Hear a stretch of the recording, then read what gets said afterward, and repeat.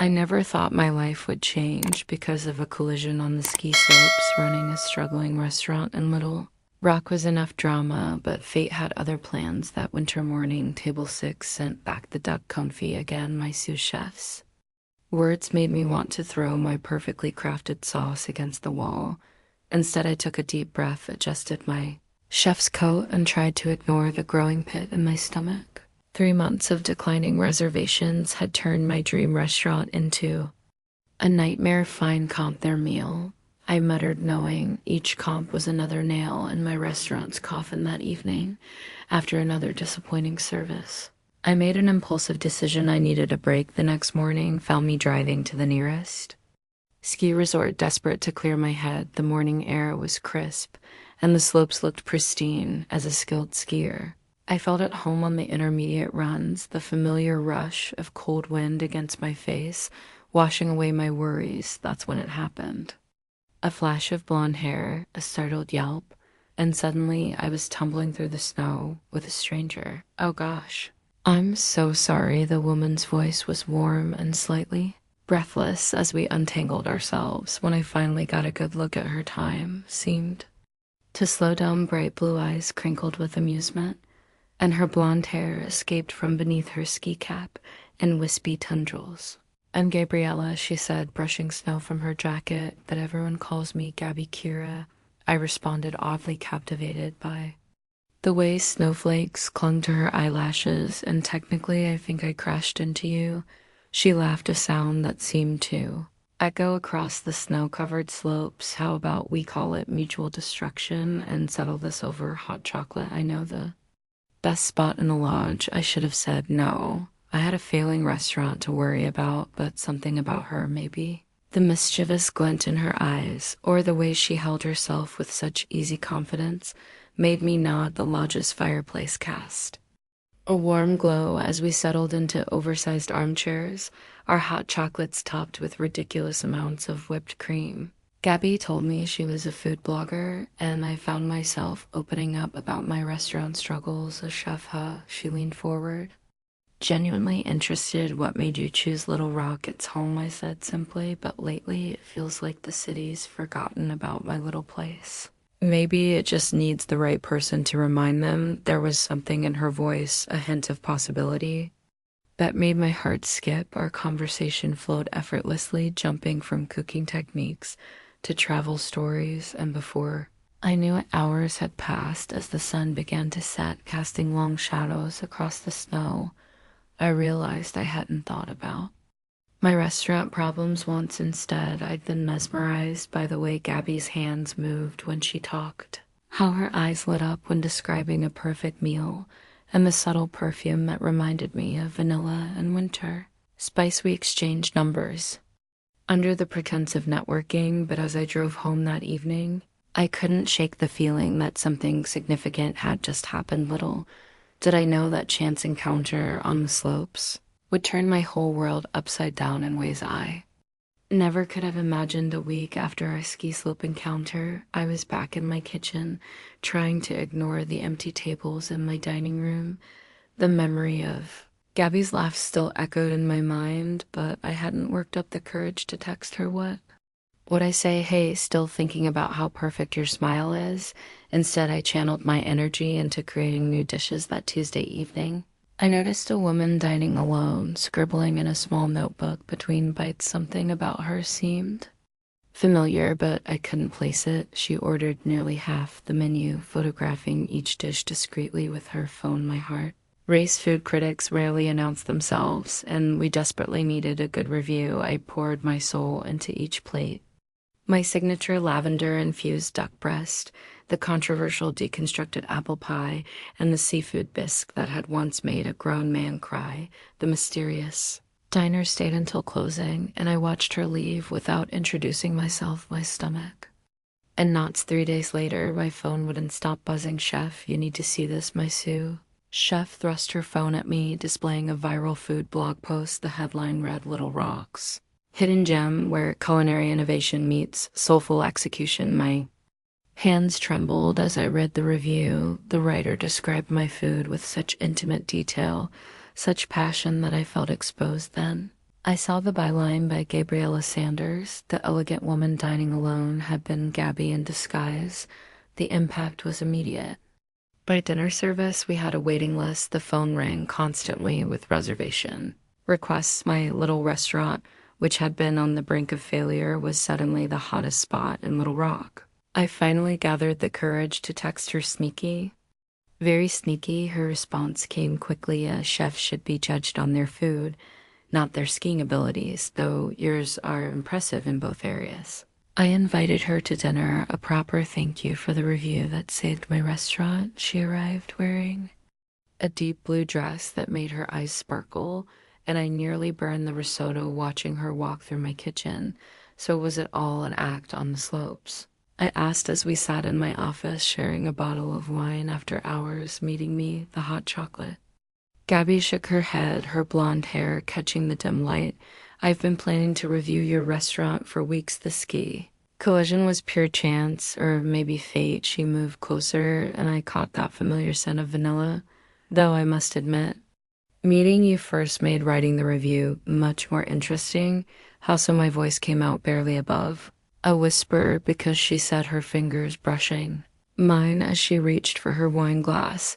"It's much harder to remain objective when you can't stop thinking about the chef." The air between us crackled with tension. I found myself staring at her lips, wondering if they would taste like the wine we'd been sharing. But before either of us could act on the electricity building between us, my chef burst in with a crisis involving a broken refrigeration unit. As I dealt with the emergency, Gabby slipped away, leaving only a note: "Next time, let's skip the kitchen drama and just have dinner at my place." I promised not to write about it that night. Lying in bed, I realized my restaurant wasn't the only thing transformed by Gabriella Sanders. Something was shifting inside me too. Something both thrilling and terrifying. The review that saved my business might just end up changing my life in ways I never expected, and despite my best efforts to maintain professional boundaries, I found myself already planning what I would cook for dinner at her place, wondering what other secrets this intriguing food blogger might be hiding behind those. Captivating blue eyes, digital fame hit me like an avalanche. One minute I was just a chef trying to keep my restaurant afloat, the next I was watching myself on Gaby's vlog, demonstrating how to make my signature dishes to her thousands of followers. "Just pretend the camera isn't there," Gabby had said during our first shoot, positioning her equipment in my kitchen, easy for her to say. She wasn't the one who kept stumbling over words and accidentally flirting on camera. The secret to this sauce, I explained to the lens, trying to focus on cooking rather than how close Gabby was standing, is in the timing I reached for the wine to deglaze the pan, but Gabby's hand brushed mine as she passed me the bottle. The resulting splash nearly set off the fire alarm. "We can edit that out," she laughed, but kept it in the final cut. Her followers went wild, the comment section filling with speculation about our obvious chemistry. One viewer wrote, "The way they look at each other while cooking. I can't." Even the videos became a weekly thing. Sometimes we'd film my restaurant after hours, other times in her perfectly lit home kitchen. Views skyrocketed, especially for episodes where we cooked together, something about our dynamic. Her playful commentary mixed with my serious chef demeanor had viewers coming back for more, but with visibility came scrutiny. Madison Chase, a rival food blogger known for her sharp tongue and sharper pen, started dropping hints about compromised objectivity in her posts. "When did food criticism become food romance?" she wrote. "Some of us still believe in journalistic integrity." The comments stung. Not because they were true, well, not entirely, but because they threatened Gabby's professional reputation. I suggested we stop filming together, but Gabby wouldn't hear of it. "Let them talk," she said during one late night editing session. "Our content speaks for itself." She was curled up on her couch, laptop balanced on her knees, looking impossibly beautiful in the blue light of the screen. The rumors intensified when we call it elaborated on a Valentine's Day special, teaching viewers how to make chocolate sauce. Our hands kept meeting in the bowl of melted chocolate.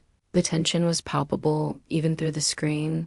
The video went viral, but not for the recipe. Madison's response was swift and brutal. She published a scathing article questioning whether Gabby's glowing review of my restaurant had been influenced by personal interests.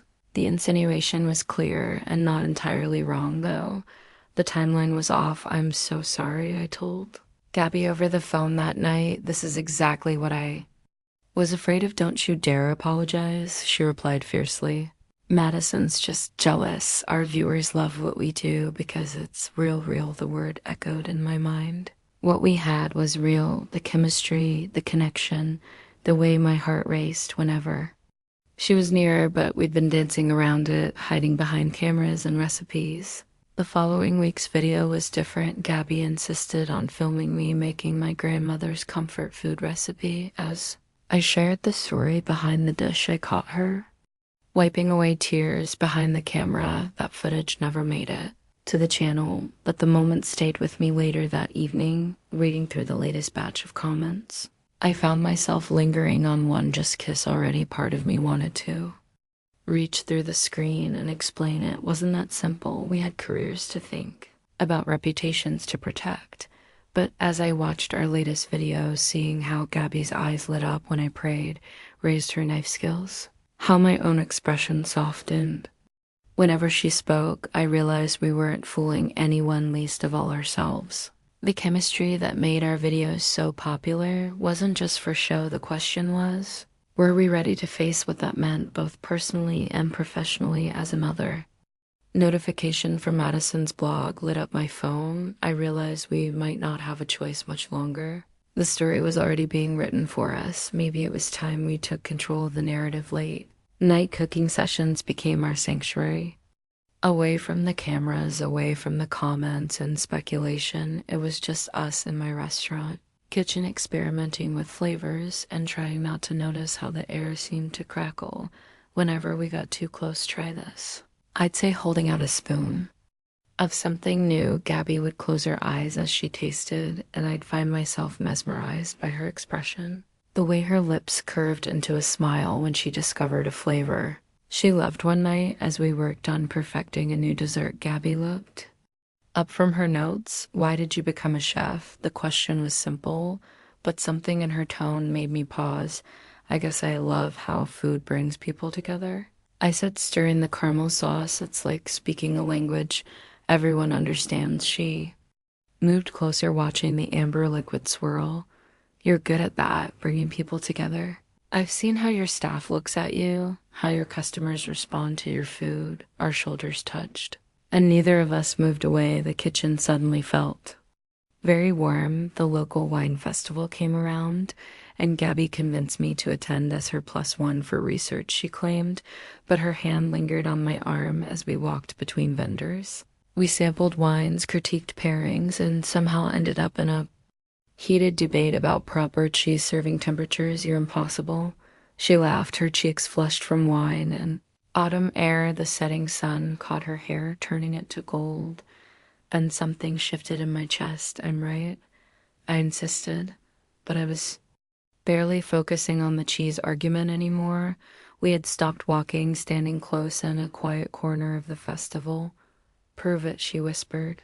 And I couldn't tell if we were still talking about cheese. Her eyes dropped to my lips, and the world seemed to hold its breath. The kiss happened naturally, inevitably, like the perfect reduction of a sauce. Her lips tasted like the Cabernet we'd been sampling, and her hands found their way to my waist. For a moment, everything else disappeared. The festival, the crowds, the complications. Then someone dropped a wine glass nearby, and reality crashed back in. We jumped apart, both breathing heavily. A couple walked past, giving us swing looks. Gabby started. Yeah, me too, I agreed, though neither of us moved. The drive home was quiet, charged with unspoken words. At my door, Gabby finally spoke. We should talk about this. Should we? I asked, keys jingling in my nervous hands. You know, we can't just pretend it didn't happen. I don't want to pretend. I admitted the words tumbling out before I could stop them, but this could complicate everything. Your blog, my restaurant, the show. She stepped closer, her perfume making my head spin. Maybe some things are worth complicating. Before I could respond, My phone buzzed another crisis at the restaurant by the time I looked up from the message. Gabby was already walking back to her car. The next few days were torture we tried to maintain. Normally during filming, but every accidental touch felt electric. Our usual banter was laden with double meanings. The comments section noticed, of course they did. Is it just me, or are they different in this episode? One viewer wrote during our next cooking session, we managed to keep things professional until Gabby reached past me for the salt, her body pressing against mine for just a moment too long the spice. Container slipped scattering crystals across.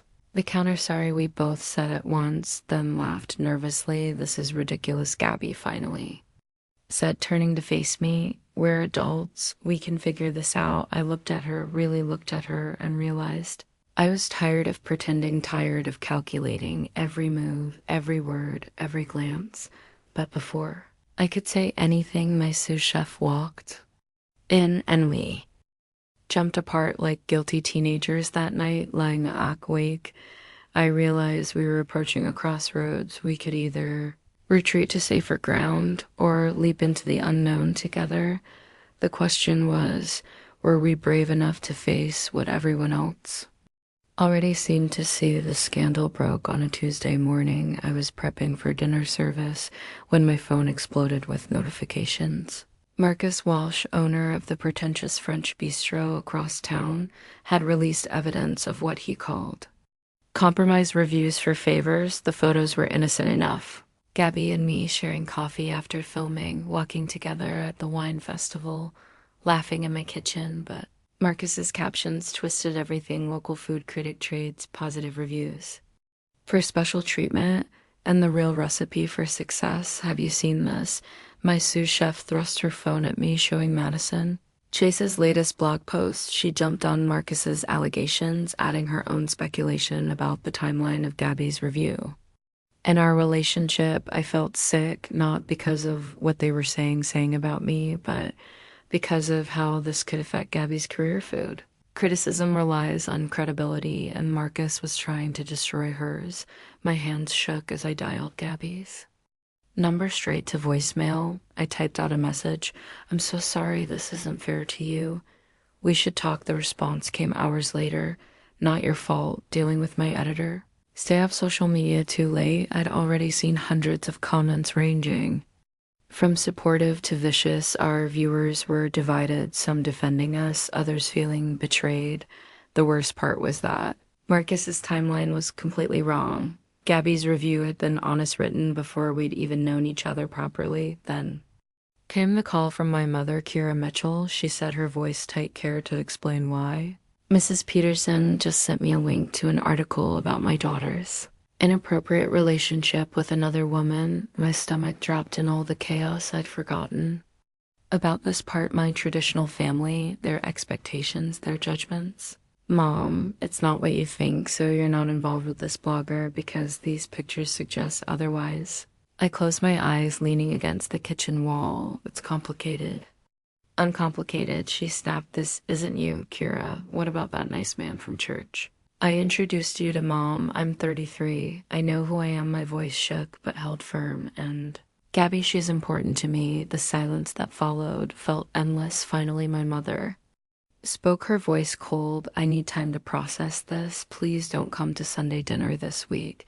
The rejection stung worse than any negative review. I hung up and slid down the wall, sitting on the kitchen floor as tears threatened to fall that evening. Marcus showed up at my restaurant, all fake concern and smarmy. Smiles, such a shame about those photos getting out, he said, examining our daily specials board. But you know how the internet is, though. I might be persuaded to release a statement clarifying. Things get out, I said quietly. Now, no need to be hostile. I'm offering you an opportunity to save face. All you have to do is publicly admit that your relationship with Miss Sanders influenced her review. I stood up, anger replacing despair. That review was written before we even knew each other. Get out. He shrugged, adjusting his expensive suit. Your choice.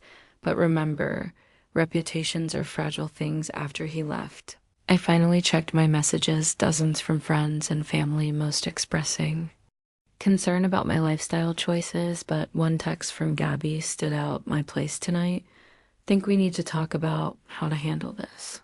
I stared at my phone, wondering if the easiest solution would be to step back, let things cool down, we could claim.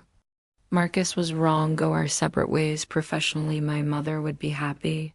Gabby's credibility would recover, and my restaurant could focus on the food instead of gossip. But then I remembered the way Gabby's eyes lit up when she tasted something. Amazing how her laugh made even the worst days better, how right it felt when we kissed at the wine festival was. I really willing to let other people's prejudices and assumptions dictate my happiness. I grabbed my keys, texting back a simple on. My way, sometimes the hardest choices are actually the simplest. You just have to be brave enough to make them, I found. Gabby, pacing in her apartment, phone pressed to her ear. No, I won't retract the review, she was saying firmly, because it was honest and written before. Yes, I understand the implications, but she noticed me and held up one finger. Her apartment smelled like comfort food. She'd been stress cooking again. A pot of what looked like her grandmother's famous soup simmered on the stove. I quit, she suddenly announced into the phone, then hung up. The silence that followed was deafening. Your editor? I asked softly. She nodded, running her hands through her hair. They wanted me to distance myself from you, publicly write a statement claiming our relationship was purely professional. She laughed bitterly, as if that would fix anything. Gabby, you didn't have to. Yes, I did, she interrupted, crossing the room to stand in front of me. I'm tired of hiding, tired of calculating every move to protect other people's comfort. Her blue eyes blazed with determination. I won't apologize for how I feel about you. The next morning, we were having coffee when we heard the commotion outside. Marcus Walsh was holding an impromptu press conference on the sidewalk in front of my restaurant. The integrity of our local dining scene is at stake, he was saying to a small crowd of reporters. How can diners trust reviews when personal relationships? Oh, shut up, Marcus. Everyone turned. Gabby strode forward, her blonde hair catching the morning sun. I hurried after her, heart pounding. You want to talk about integrity? Gabby's voice carried across the crowd. Let's talk about how you offered to cater my sister's wedding for free if I gave your bistro 5 stars, or how you try to poach staff from other restaurants with inflated salary promises you never keep. Marcus's face turned red. That's slander. No, that's truth, something you might want to try sometime. She turned to the reporters. Yes, Kira and I are together now. It didn't influence my review. Check the dates. And yes, I'd gladly write that same review today, because her food speaks for itself and in front of everyone. She took my hand and squeezed it. The crowd erupted with questions, but we were already walking away. Behind us, I could hear Marcus spluttering, trying to regain control of his narrative. That weekend, we escaped to a small cabin in the Ozarks. No phones, no social media, no crisis management, just a well-stocked kitchen. And the quiet of the mountains, I've been thinking, Gabby said, as we sat on the deck, watching the sunset. Maybe this whole scandal is actually an opportunity to do what, to be honest about everything. She turned to face me. I love food. I love writing about it. But more than that, I love watching you create it. I love how passionate you get about proper knife technique and how you hum when you're reducing a sauce. My heart seemed to stop, then restart at double speed. The thing is, she continued, I was falling for you long before that review. Every taste test, every late night cooking session, every stupid argument about cheese temperature. I was falling harder. I reached for her hand, remembering all those moments. I know exactly what you mean. That night, as we cooked dinner together in the cabin's tiny kitchen, something felt different. The weight of other people's expectations had lifted. We moved around each other with familiar ease, stealing kisses between chopping vegetables and stirring sauces, later wrapped in blankets on the deck. Gabby showed me the comments on her latest blog post, a candid piece about authenticity and food criticism in life. The support was overwhelming. Look at this one, she said, pointing to her phone. Thank you for being brave enough to be yourselves. Your honesty makes your reviews mean even more. I pulled her closer, breathing in the scent of her hair. So what happens now? Now she smiled. Now we write our own story on our own terms and maybe make something amazing along the way. As if on cue, the timer in the kitchen went off, our midnight suet were ready. We rushed inside laughing, knowing that whatever challenges lay ahead, we'd face them together with the same passion we brought to everything else in our lives. The invitation arrived on expensive cardstock with gold lettering, the Southern Culinary Masters Competition. My hands trembled as I read the details. Only 10 chefs selected, 3 rounds of competition, 1 winner crowned the best chef in the South, the prize $100. 0 and a feature in every major food publication. You have to do it. Gabby said, reading over my shoulder in my kitchen. We just finished filming our weekly video, and she was still wearing the apron. I'd given her this could change everything. I wasn't so sure. The competition was notorious for its brutal challenges, and cutthroat contestants plus Marcus Walsh had won 2 years ago and never let anyone forget it. What if I crash and burn? I stared at the invitation. The whole region will be watching. Gabby took my face in her hands. Listen to me. I've tasted food from the best restaurants in 30 countries. Nobody makes dishes with more heart than you do. The first round was in 3 weeks. Gabby helped me practice playing judge and critic, pushing me to refine my techniques. Late at night, after my restaurant closed, we'd experiment with flavor combinations until the sun came up too safe. She'd say tasting a sauce, where's the Kira Mitchell spark? She was right. I was cooking scared, worried about mistakes. One night, frustrated after another practice session, I threw my towel across the kitchen. I can't do this, really. Gabby raised an eyebrow because the woman who reinvented Southern cuisine and survived a public scandal seems pretty capable. To me, the morning of the competition, I found a note in my knife roll: cook with love. The rest will follow underneath. Was a perfect chocolate truffle, Gabby's secret recipe. The competition was held in a massive convention center. Camera crew swarmed everywhere, and the other chefs sized each other up like fighters before a match. Marcus was there, smirking as he unpacked his specialized equipment. Well, he drawled, brought your cheerleader. I see. He nodded toward Gabby in the audience. I ignored him, focusing on setting up my station. The first challenge was announced: reimagine a classic Southern dish in 30 minutes. My hands moved automatically, muscle memory from countless practice sessions taking over as I cooked. I could feel Gabby's presence in the audience. Every time I looked up, she was there, nodding encouragingly. When I started to rush, her silent signal reminded me to breathe. The judges came around. My heart pounded as they tasted my deconstructed shrimp and grits. The head judges' eyes widened slightly, a good sign. I made it through to the second round, then the third. Each challenge pushed me further, forced me to dig deeper into why I loved cooking in the first place. Through it all, Gabby was my anchor. The final round came down to Marcus and me. Create a 3-course meal that tells your story. The judges announced 2 hours on the clock. I closed my eyes, thinking of late nights in my kitchen, of Gabby's laughter, of all the moments that had led me here. Then I started cooking. My appetizer was a refined version of the first dish. I'd ever made. Gabby the main course incorporated techniques I'd learned from my grandmother, updated with modern twists. In dessert, a complex chocolate creation inspired by that first day at the ski lodge. Time ran out. The judges tasted both meals in silence. Marcus's cooking was technically perfect, but something was missing. Chef Mitchell, the head judge, said, your food tells a story of transformation, of finding courage to be authentic. Each bite reveals another layer of meaning. The room held its breath. Congratulations, you are our new Southern call to our master. The applause was deafening, but all I could see was Gabby's face in the crowd, tears streaming down her cheeks. As she cheered, Marcus stormed off stage, but I barely noticed. Later that night, after the interviews and photographs, Gabby and I sat in my empty restaurant sharing the last of my competition dessert. You know what this means, right? She said, licking chocolate from her spoon. You've officially outgrown my food critic status. I pulled her close. Guess you'll have to find other reasons to hang around my kitchen. Oh, she smiled, kissing me softly. I can think of plenty. Thanksgiving loomed like a storm.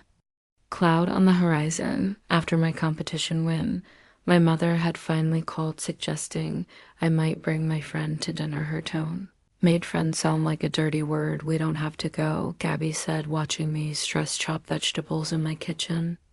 We could start our own tradition, but I knew we had to face this, eventually my family's Victorian house in the historic district of Little. Rock had always been the gathering place for holidays missing. It would only delay the inevitable. The morning of Thanksgiving, I stood in front of my mirror, changing outfits for the third time. Gabby caught me from behind, wrapping her arms around my waist, the blue sweater. She said decisively, "It brings out your eyes." We arrived exactly on time, bearing 3 dishes, including my award-winning chocolate dessert. My mother opened the door, her smile tight. "Welcome," she said, hugging me briefly before extending a stiff hand to Gabby. "Miss Sanders." The house smelled like childhood. Sage turkey and my grandmother's secret stuffing recipe, but the familiar comfort was overshadowed by the tension. Crackling through the air, my Aunt Margaret cornered me in the kitchen. "Darling, is this really necessary? Think of your poor mother's bridge club." I gripped the counter. Knuckles white. "Aunt Margaret, I'm not discussing this in the living room." I could hear my younger cousins whispering, stealing glances at Gabby. She sat perfectly poised, answering my father's stilted questions about her work with grace. I didn't know. One possessed. Then came dinner. 16 people crowded around my mother's prized mahogany table. The good china, gleaming under chandelier light grace, was set with pointed emphasis on traditional family values. So my Uncle Robert boomed, "When did you decide to become, Robert?" My mother hissed. What we all wondering. Gaby's hand found mine under the table. "I decided to become a food critic after college," she answered smoothly, though I suppose my love for good food started much earlier. I barely suppressed a snort at her deliberate misunderstanding. My youngest cousin giggled. The tension, eased slightly as people began eating food, had always been our family's language of love, and despite everything, they couldn't deny my contributions to. The meal were exceptional, but then my mother brought out her photos albums. "Look how pretty you were in your prom dress," she sighed, showing Gabby a picture of 16-year-old me, uncomfortable in pink tie-dye. "She's beautiful now," Gabby said firmly. Silence. Though my mother's hands trembled slightly as she turned the page later. While helping with dishes, my father surprised me. "Your cranberry sauce was different this year. Orange zest and a hint of rosemary." I explained cautiously. He nodded. "Change isn't always bad." I suppose the evening wasn't perfect. There were awkward silences and veiled comments.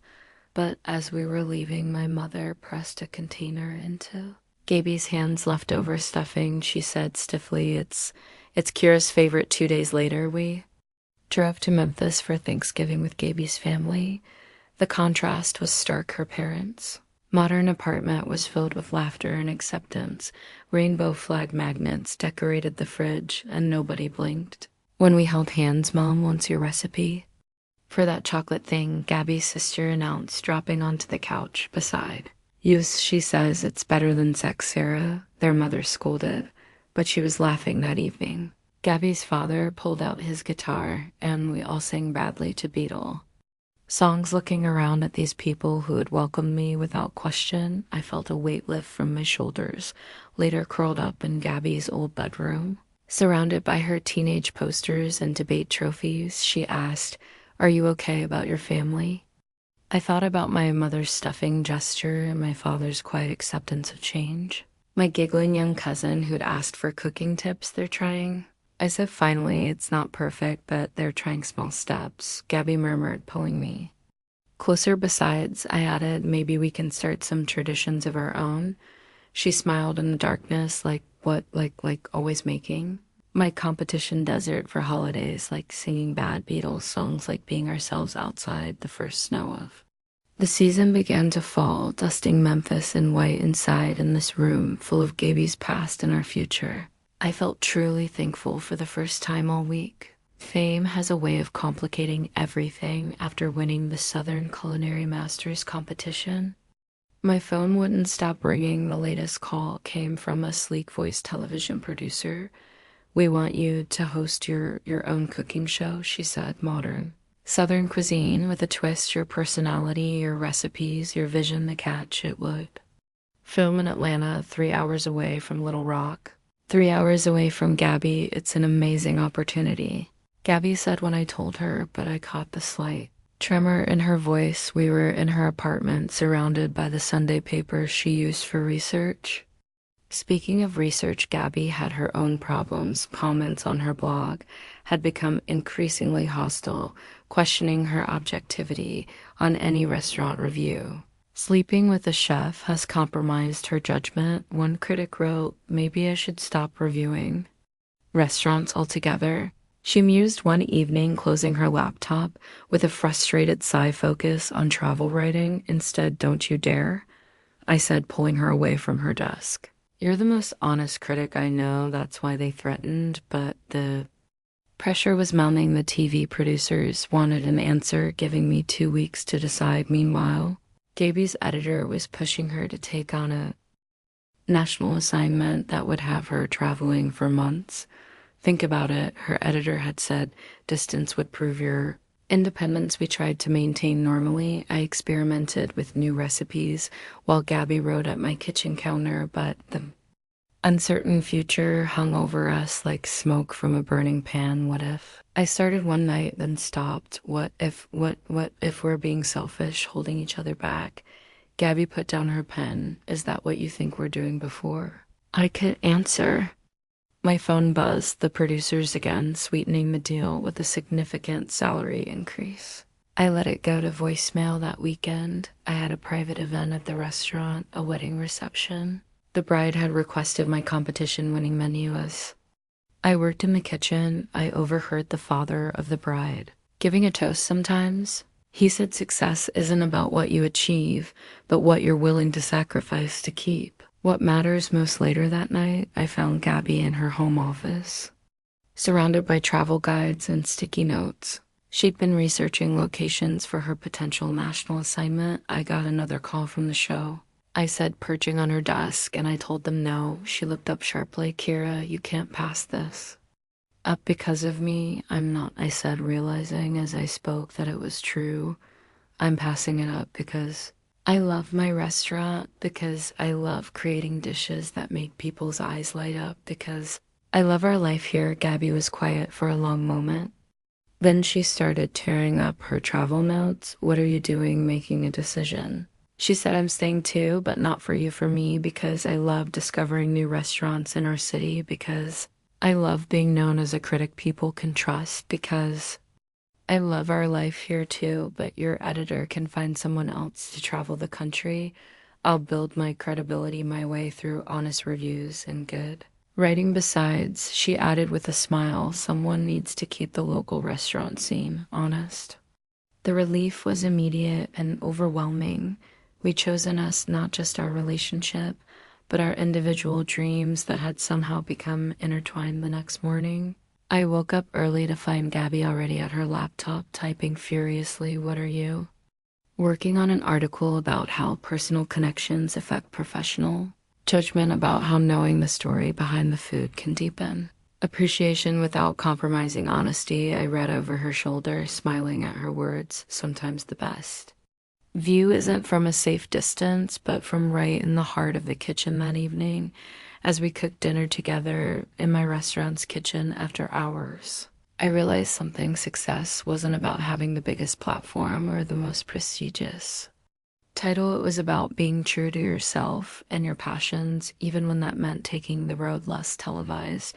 Gabby had been acting strange for weeks. She'd disappear for hours, claiming to be working on reviews, but her blog posts weren't showing up with their usual frequency. Her phone calls would drop to whispers when I entered the room, and she'd quickly close her laptop whenever I came near. Something was up, but I was too preoccupied with my own secret to investigate further. I'd been testing and refining a new recipe, something special I planned to serve only once for one specific person. Then came the mysterious invitation. "Join me for a private tasting menu." It read in Davy's elegant handwriting, Saturday, 8 o'clock p.m. Wear something nice. I arrived at her apartment to find it transformed. Fairy lights twinkled from every surface, and the air was heavy with familiar aromas that made my heart skip. Is that I started the hot chocolate from the ski lodge, Gabby confirmed, emerging from the kitchen, wearing a deep blue dress that made her eyes sparkle where it began. The coffee table had been converted into an intimate dining space complete with my grandmother's china, which I knew had been stored at my parents' house. How did your mom help? She said softly. She'd been surprisingly enthusiastic about tonight. Each course was a recreation of a significant moment in our relationship. The appetizer was her version of the first dish I'd ever cooked for her. The soup was from the night of our first kiss at the wine festival. The main course was her interpretation of my competition winning dish. She'd been practicing these in secret, I realized, watching her plate each dish with careful precision. For weeks, she admitted, your sous chef has been teaching me after hours. I wanted to show you that I understand your language, the way you speak through food between courses. She shared memories, little moments I hadn't realized she'd treasured as much. As I had the time, I stressed, baked 3 cakes at midnight, our first grocery shopping trip together. The day we decided to face the scandal head on, just when I thought I couldn't be more moved, she brought out dessert, a perfect recreation of my chocolate competition dessert. It took me 15 attempts, she confessed. I never knew tempering chocolate could be so frustrating. I took a bite. It wasn't exactly like mine. It was better because she'd made it her own, adding subtle hints of the flavors she knew. I loved there's something in the center, I said, finding a small folded note. My hands trembled as I opened it. Marry me. I looked up to find Gabby on one knee holding a ring that caught the fairy lights like stars. I had this whole speech prepared. She said, her voice shaking slightly, about how you've changed the way I taste food, the way I see the world, the way I love, but really it comes down to this. I want to spend my life cooking with you, critiquing with you, living with you. Before I could answer, my phone buzzed. A text from Marcus Walsh, heard about an open at a prestigious Chicago restaurant, interested. I silenced my phone without looking at it. Some opportunities weren't opportunities at all. They were just distractions from what really mattered. Yes, I said, pulling Gabby to her feet. Yes to all of it. She slipped the ring onto my finger, a perfect fit, just like us. Later, curled up on her couch, surrounded by empty plates and happy exhaustion, she asked, was the food really okay? I kissed her softly. It was as perfect, but I have one complaint. Oh, you stole my thunder. I reached into my bag, pulling out a small box. I was planning to propose next week. I've been working on a special menu and everything. She laughed, tears in her eyes. Cook it for me anyway, for the rest of our lives. I promised. The fairy lights twinkled, casting soft shadows on the walls. Tomorrow we'd face the world again. Reviews, to write meals, to cook a wedding to plan. But tonight, in this moment, we had everything we needed: good food, great love, and the promise of countless meals to come. Our wedding went viral, though not in the way most do know. Our celebration became an internet sensation because of the food. Specifically, the way we chose to tell our story through each carefully crafted course. The ceremony was held in my restaurant, transformed by thousands of tiny lights that reminded us of that magical proposal night. Each table became its own intimate an experience, with handwritten menus explaining the significance of every dish as that hot chocolate being served. At a wedding, one guest whispered, with homemade marshmallows. I confirmed, watching as servers carried out the welcome drinks. Each cup told the story of our first meeting that snowy day at the ski lodge. My mother, who'd finally come around, cried during the ceremony, though she later claimed it was because of the perfectly executed sauce on the fish course. Gaby's family added their own touches, including her grandmother's secret recipe cards as play settings, the food bloggers in attendance. And there were many couldn't help themselves. Photos started appearing online before we'd even cut the cake. The most delicious love story ever told, one headline read, but the real story wasn't in the perfectly plated dishes or the expertly paired Wines, it was in the quiet moments between courses the way. Gaby's hand found mine under the table, the shared glances that said more than words ever could. Our first dance was interrupted by a small kitchen fire because, of course, we wouldn't have had it any other way. Gabby helped me salvage the final dessert course, her white dress smudged with chocolate, both of us laughing as we worked side by side in the kitchen. Just like always, the video of that moment went viral too. This is what real love looks like. The comments said not perfect, not staged, just us being us. A month after the wedding, we launched our joint venture. A cooking school combined with a supper club. The concept was simple, intimate dinners where we taught people not just how to cook, but how to tell their own stories through food. Today's lesson is about courage. I'd say to our students, demonstrating how to make that first soul that had brought us together. Sometimes the scariest recipes turn out to be the most rewarding. Gabby would add her perspective as a critic, teaching people how to truly taste food, how to understand the story behind each bite. Our different approaches complemented each other perfectly, just like we did. The classes became so popular, we had to start a waiting list. The chef and the critic, cooking with heart, became a local phenomenon, then a regional one.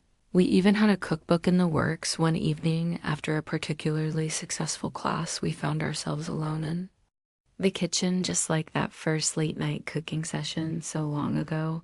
Remember when you were worried about mixing business with pleasure? Gabby teased stealing a taste of sauce from a pot I was stirring. Remember when you used to review restaurants?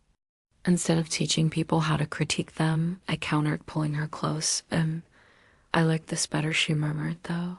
I still write reviews. Someone has to keep you on your toes. And she did her latest review of my restaurant, written with full disclosure of our relationship, was both glowing and honest, acknowledging the few dishes that needed work while celebrating the innovations that kept our regular customers coming back. As we locked up that night, walking hand in hand through the quiet streets of Little Rock, I realized something. Success wasn't measured in Michelin stars or viral videos. It wasn't even measured in perfect recipes or glowing reviews. Success was this: building something together, creating not just meals, but memories, teaching others to find their own stories through food. Success was knowing that every night, no matter what challenges we faced, we'd end up here in our kitchen, cooking together, tasting life's moments, one bite at a time. What's for dinner?